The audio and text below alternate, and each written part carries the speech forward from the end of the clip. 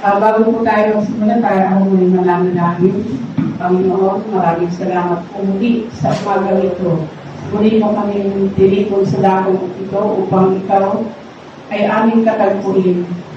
Salamat, Panginoon, sa biyaya mong kalakasan at kalusugan ng aming mga katawan.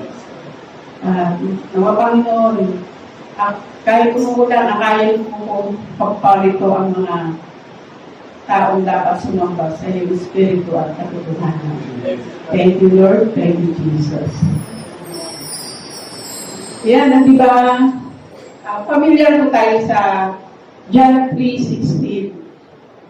Sabi, for God so loved the world that He gave His only begotten Son, di ba? Pero, ano naman po, sa Matthew 22:37, ang sabi naman niya ay, love your God with all your heart, with all your mind, with all your strength, and with all your soul. So, ang pag-ibig ng Diyos sa atin ay naipakita na niya kung gaano niya tayo kamahal, di ba? Inialay ang buhay ng kanyang buktong na anak upang matubos tayo sa ating mga kasalanan. So, sa Matthew 22:37 naman, paano natin ma-demonstrate o how to demonstrate our love to God? Ito pinamagatan ko ng loving God. Paano naman natin may papakita sa Panginoon na mahal natin siya? So, una na, sabi, love your God with all your soul, with all your strength. Sabi, yun yung kautusan, di ba? Na nakakasakot na po doon sa buong kautusan. Ngayon, paano natin ipapakita ang pagmamahal natin sa Diyos?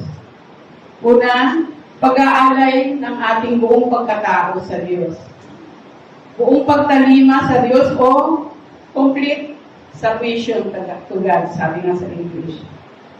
Yan, ang pag-ibig, laging magpasalamat at paggalang sa salita ng Diyos.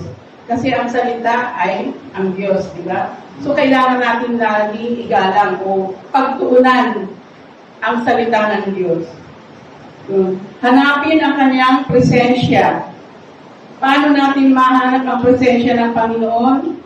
Maglaan ng oras at magnilay-nilay sa kasulatan. Yan, pag-aralan po natin mabuti ang kanyang salita.